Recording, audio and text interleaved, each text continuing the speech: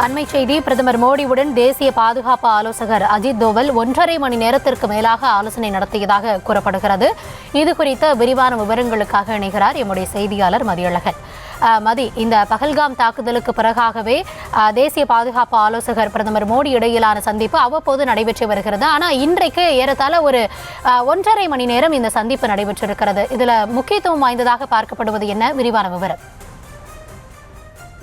Operation சிந்தூரை தொடர்ந்து இந்திய எல்லையொட்டிய பகுதிகளில் இருக்கக்கூடிய அப்பாவி பொதுமக்களை குறிவைத்து பாகிஸ்தான் ராணுவம் தாக்குதல் நடத்தி வருகிறது. அதில் இதுவரை 13 பேர் கொல்லப்பட்ட நிலையில் 50க்கும் மேற்பட்டோர் காயமடைந்திருக்கின்றனர்.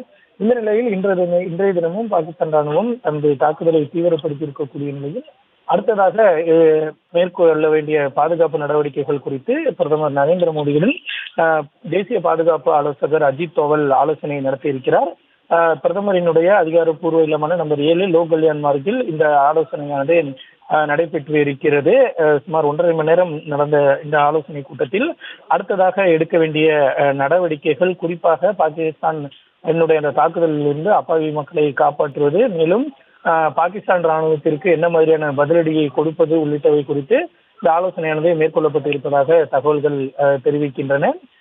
மேலும் அடுத்த கட்டமாக, அதாவது ஆபரேஷன் சிந்துரை போன்று மேலும் ஒரு தாக்குதல் பாகிஸ்தான் தீவிரவாதிகள் மீது இருக்கும் என்று நேற்று ஒரு தகவல் வெளியாகின நிலையில் அது போன்ற நடவடிக்கைகள் தொடர்பாக ஆலோசனை மேற்கொள்ளப்பட்டிருக்கலாம் என்ற தகவலும் வெளியாகி இருக்கிறது.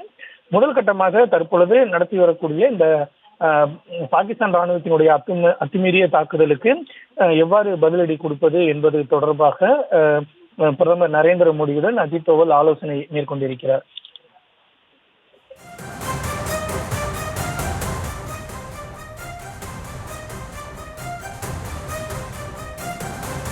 விவரங்களுக்கு நன்றி மதியழகன்.